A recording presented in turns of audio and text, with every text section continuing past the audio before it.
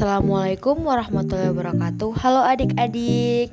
Nah, di sini saya akan mempresentasikan apa itu titik dan garis. Yang pertama, titik. Titik merupakan salah satu unsur yang tidak didefinisikan. Titik merupakan konsep abstrak yang tidak berwujud atau tidak berbentuk. Nah, perhatikan pada gambar berikut ini. Pada titik B dan titik Q, titik hanya dapat ditentukan letaknya. Kemudian, titik tidak mempunyai panjang dan lebar seperti yang Adang lihat. Titik digambarkan dengan memakai tanda nokta. Kemudian, sebuah titik diberi nama dengan huruf kapital. Contohnya seperti A, B, dan C huruf kapital. Nah, selanjutnya garis.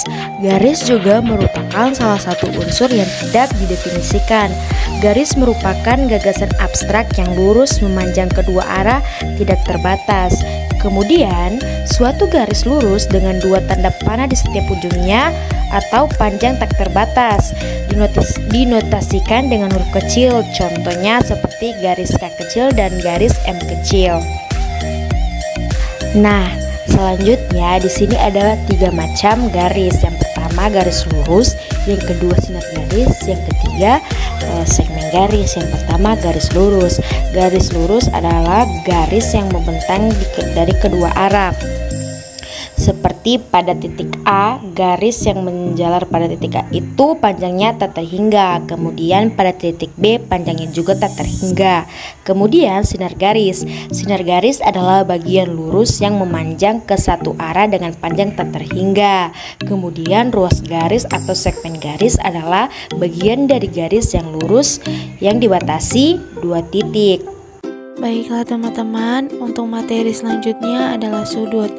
Pengertian sudut sendiri adalah wilayah yang dibentuk oleh 2 garis yang bertemu di satu titik. Sudut mempunyai 1 buah titik dan 2 buah kaki sudut.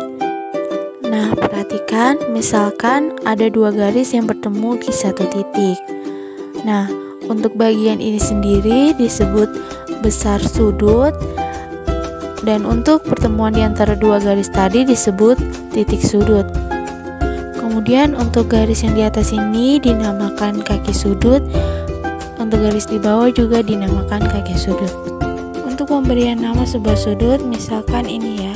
Ini kan terbentuk dari titik A, B, C. Berarti bisa tuliskan sudut ABC. Bisa juga sudut CBA. Tuliskan sudut CBA atau bisa juga sudut B. Kemudian untuk lambang dari sudut sendiri bisa dituliskan seperti ini. Nah, untuk penulisannya kita bisa menggantikan sudut ini dengan lambang ini. Misalkan sudut ABC seperti itu. Terus sudut ini, sudut CBA ditulis dengan seperti ini juga, dan sudut B ditulis juga seperti ini. Nah, selanjutnya kita belajar tentang jenis sudut. Yang pertama itu ada sudut siku-siku, sudut yang besarnya 90 derajat. Nah, untuk nol kecil di atas ini disebut derajat. Nah, misalkan contohnya seperti ini sudut ABC. Ini disebut besar sudut, yang besar sudutnya 90 derajat. Nah, kemudian ada lagi namanya sudut lancip. Sudut yang besarnya kurang dari 90 derajat.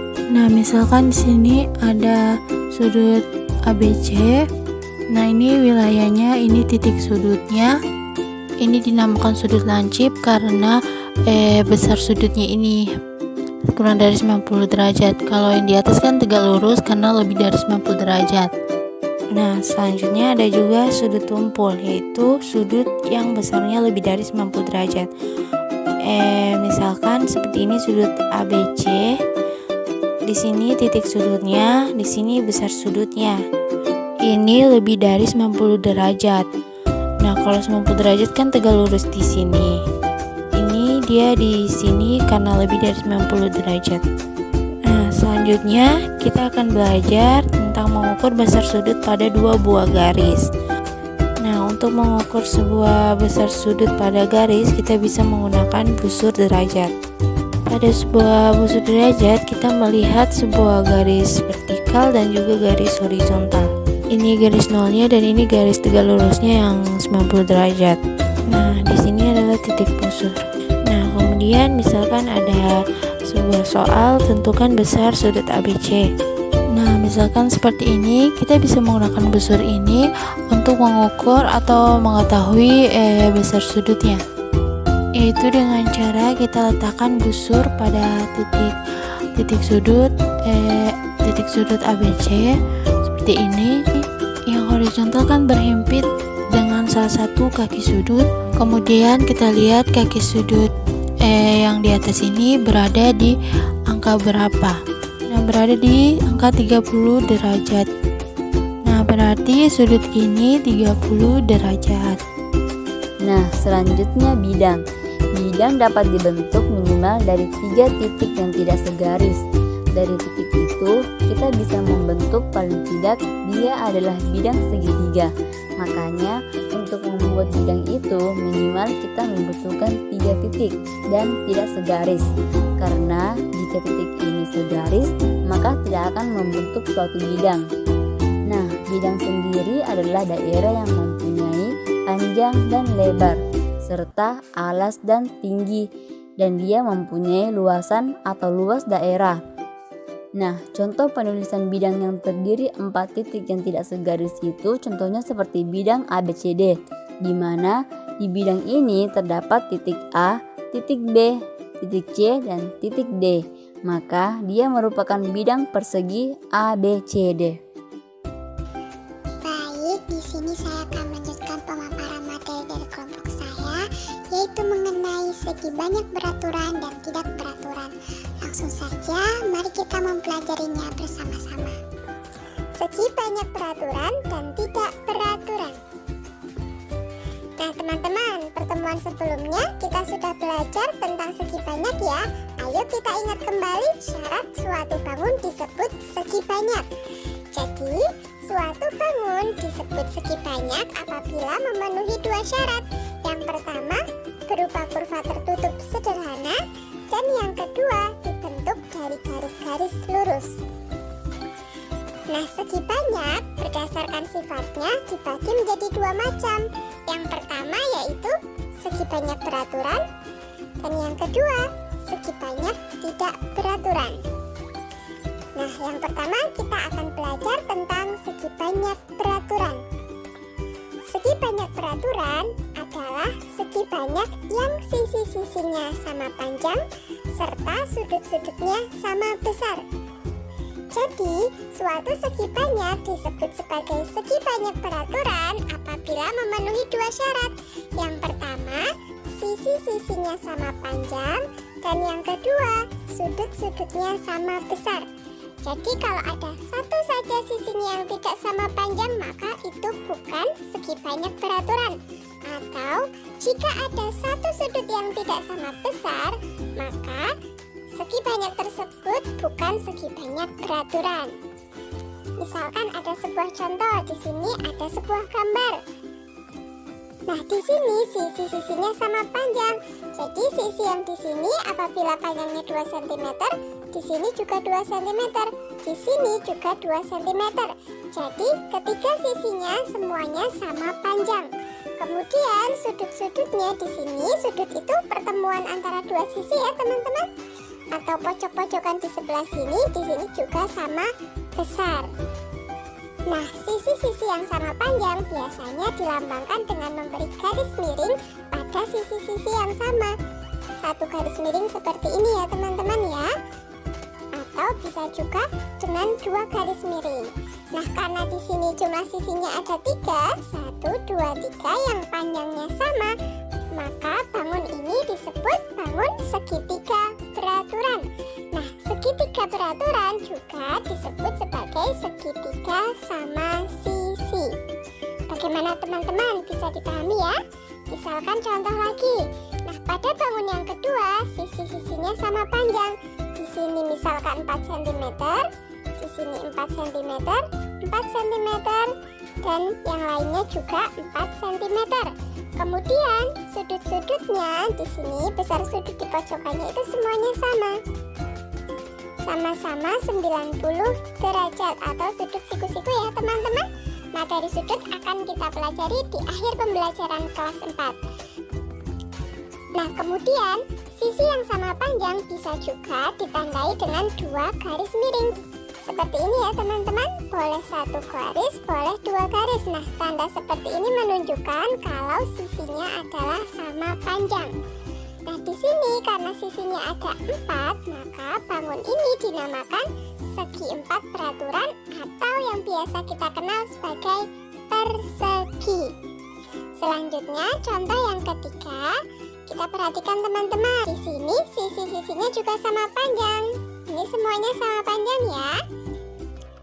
Kemudian kita lihat sudutnya. Di sini ternyata sudutnya juga sama besar.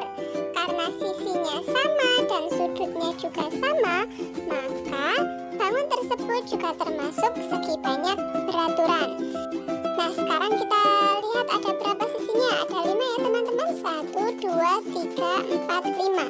Maka bangun tersebut dinamakan sebagai segi 5 beraturan. Bagaimana teman-teman? Bisa dipahami ya? Segi banyak beraturan memiliki 2 syarat. Yang pertama, sisi-sisinya sama panjang dan sudut-sudutnya sama besar. Nanti jika teman-teman akan menggambar segi banyak beraturan, jangan lupa gunakan penggaris ya. Semua panjangnya harus sama. Selanjutnya kita akan belajar segi banyak tidak beraturan. Segi banyak tidak beraturan adalah segi banyak yang sisi-sisinya tidak sama panjang serta sudut-sudutnya tidak sama besar. Misalkan ada sebuah gambar. Kita lihat teman-teman, ini adalah gambar persegi panjang ya. Bisa kita lihat di sini, panjang sisi ini sama dengan panjang sisi yang di sebelah kanan, namun berbeda dengan sisi yang di atas dan di bawah.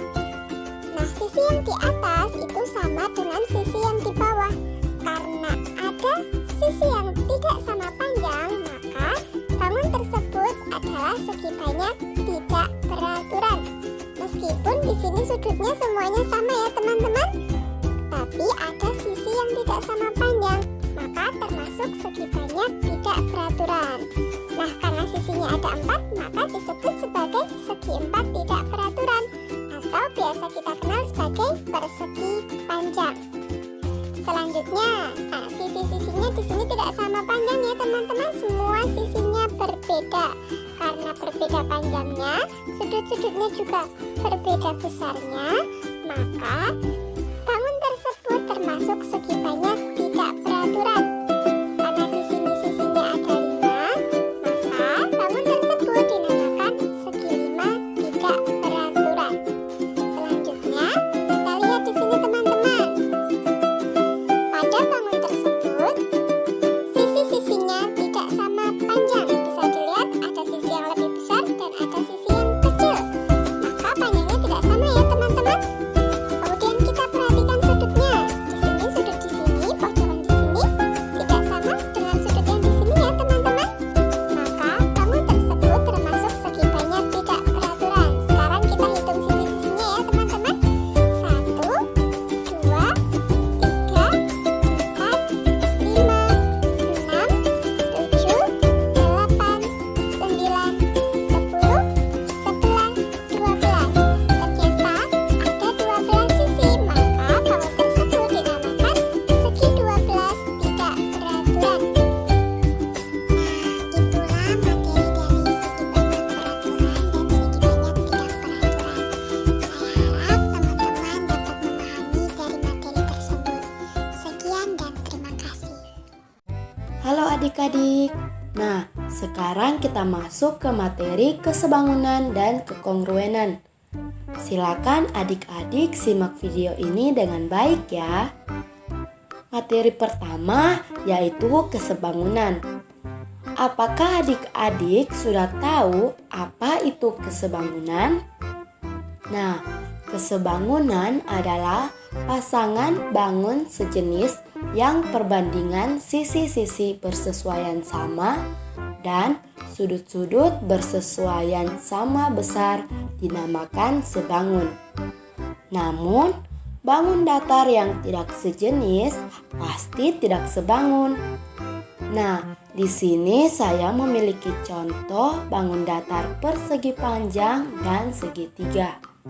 Di sini, kedua bangun ini merupakan bangun yang tidak sebangun karena dia memiliki sudut yang berbeda dan sisi-sisi yang tidak bersesuaian. Nah, pertanyaannya sekarang adalah bagaimana cara mengetahui bahwa dua bangun datar sebangun? Nah, caranya adalah selidiki perbandingan sisi-sisi yang bersesuaian dan besar sudut-sudut yang bersesuaian pada bangun-bangun datar tersebut. Jika perbandingan sisi-sisi yang bersesuaian sama dan besar sudut-sudut yang bersesuaian sama, maka bangun-bangun tersebut dikatakan sebangun. Misalnya, di sini saya memiliki contoh gambar persegi, di mana di sini sisinya adalah 10 cm, sedangkan yang kecil adalah 5 cm. Jika di sini kita umpamakan sudut A, B, C, D, di sini E, F, G, H, maka kita harus melihat perbandingannya. Di sini sisi AB berbanding dengan sisi yang bersesuaian dengan persegi yang lebih kecil, yaitu EF. Kita tuliskan di sini.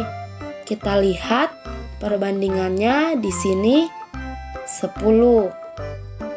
EF yaitu 5. Jadi 10 banding 5 adalah 2.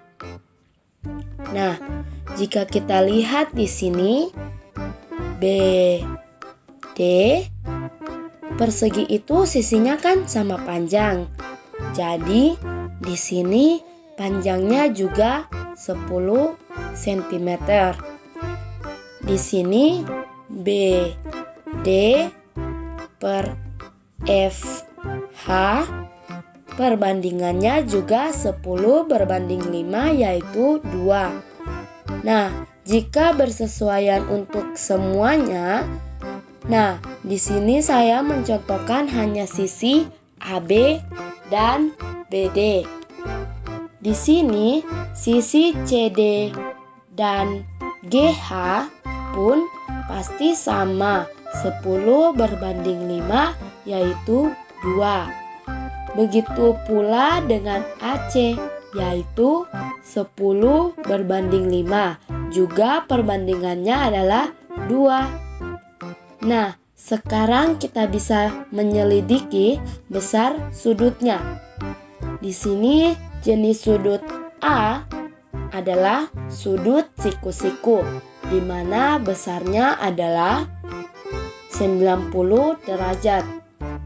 Sedangkan di sini sudut E yang bersesuaian besarnya juga sama 90 derajat.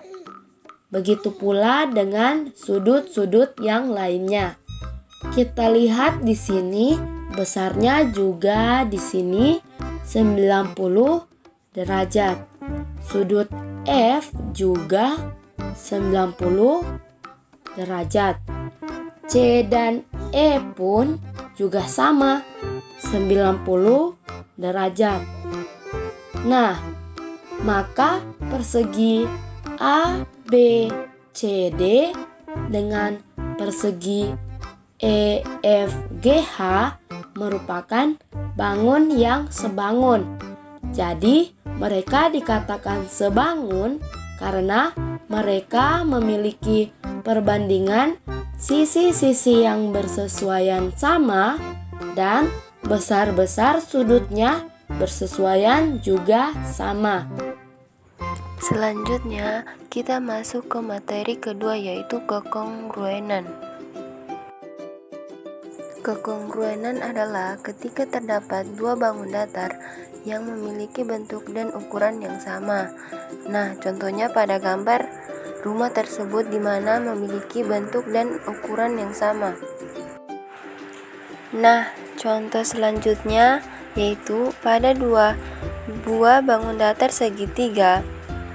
Dua bangun datar segitiga DEF memiliki bentuk dan ukuran yang sama dengan segitiga KLM, sehingga segitiga ini dikatakan segitiga kongruen. Nah, setelah kita memahami konsep kesebangunan dan kekongruenan, maka kita akan lebih mudah mengetahui perbedaannya. Ingat, jadi kesimpulannya adalah semua bangun yang kongruen sudah pasti sebangun, tapi kalau sebangun belum tentu kongruen ya. Apa itu simetri putar? Simetri putar adalah jumlah putaran yang dapat dilakukan terhadap suatu bangun datar, di mana hasil putarannya akan membentuk pola yang sama sebelum diputar. Mari kita lihat simetri putar persegi. Putaran pertama, putaran kedua,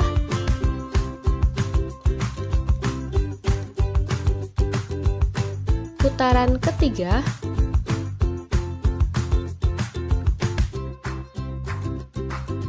putaran keempat.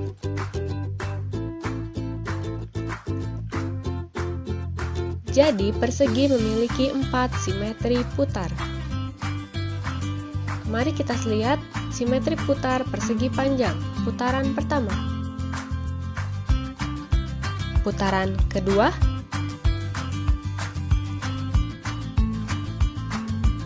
jadi persegi panjang memiliki 2 simetri putar. Mari kita lihat simetri putar pada segitiga sama kaki. Putaran pertama, jadi segitiga sama kaki memiliki 1 simetri putar. Mari kita lihat simetri putar pada belah ketupat. Putaran pertama, putaran kedua, jadi belah ketupat memiliki 2 simetri putar. Simetri putar pada jajar genjang. Putaran pertama, putaran kedua, jadi jajar genjang memiliki 2 simetri putar. Apa itu simetri lipat? Simetri lipat adalah jumlah lipatan yang dapat dibentuk oleh suatu bidang datar yang membaginya sama besar. Garis yang membagi dua bangun datar secara kongruen disebut garis simetri atau sumbu simetri. Mari kita lihat simetri lipat pada persegi. Lipatan pertama,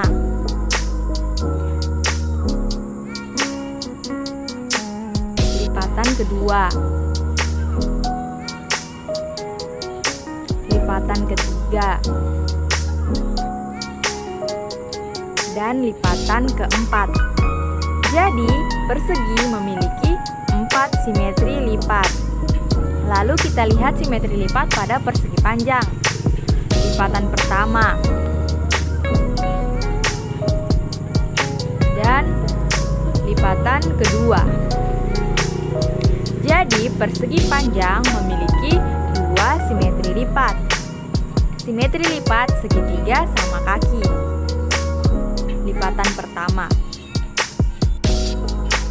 Jadi segitiga sama kaki memiliki 1 simetri lipat. Simetri lipat pada belah ketupat. Lipatan pertama dan lipatan kedua. Jadi, belah ketupat memiliki 2 simetri lipat. Simetri lipat pada jajar genjang. Jajar genjang tidak memiliki simetri lipat. Sekarang kita sudah tahu apa itu simetri putar dan simetri lipat. Untuk lebih memahaminya, mari kita bermain tebak-tebakan. Coba tebak, berapa simetri putar pada layang-layang berikut ini? Ya, benar. Coba tebak, berapa simetri lipat pada trapesium di bawah ini? Ya, benar. Jadi, setiap bangun datar memiliki simetri putar, namun tidak semuanya memiliki simetri lipat.